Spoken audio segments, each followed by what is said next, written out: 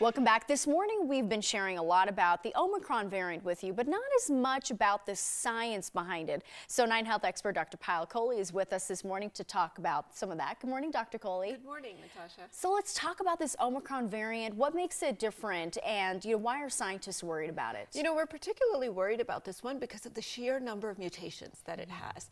It has over 30 mutations just in the spike protein and over 50 mutations overall. And remember, the spike protein is the part that latches onto our cells. And most of these mutations, we don't even know what they do. So we really are worried that it may just be more transmissible, but may also trick our immune system a little bit better than the last one. Yeah, speaking of which, most of the cases now are Delta, a variant. Right. Yeah. This new variant that's come out now, is it more contagious? We don't quite yet know, but based on preliminary data from the World Health Organization, it appears to be more contagious than the Delta variant, which you can imagine was already so much more contagious than the original Wuhan variant. So we're now talking about an extremely contagious virus that could potentially be occurring.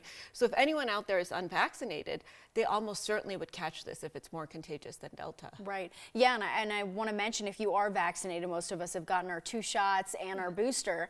Can you still get the Omicron variant? You can. In fact, that's what we're seeing in South Africa. Even the vaccinated people can contract and spread Omicron variant. So it seems to be behaving in that sense very similar to the Delta variant. And will the current vaccines help protect against it?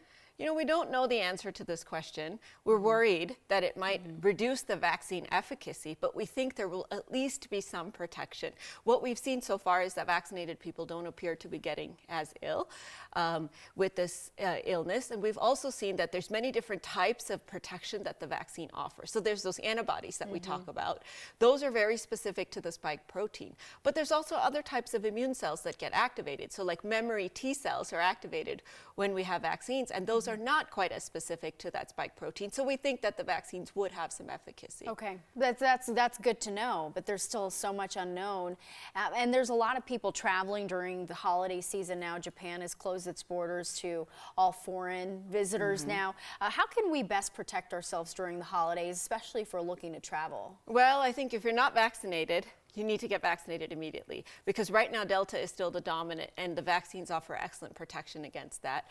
If you are vaccinated and you haven't been boosted, which the majority of Coloradans that are fully vaccinated have not yet been boosted, we really need to get ourselves boosted because again, it offers that additional layer of protection. Absolutely, yeah. Good to have that extra protection, especially now with so much unknown. Absolutely. Yeah. All right, Dr. Kohli, thank you so much.